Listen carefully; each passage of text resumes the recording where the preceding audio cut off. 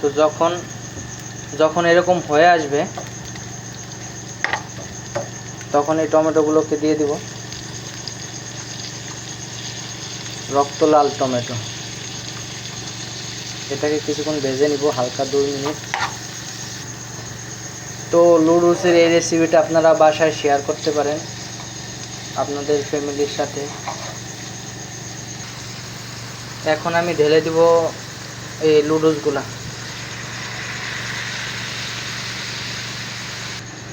এই নুডলসগুলাকে হালকা করে নেড়ে দিব, হালকা আগুনের তাপ অল্প থাকতে হবে।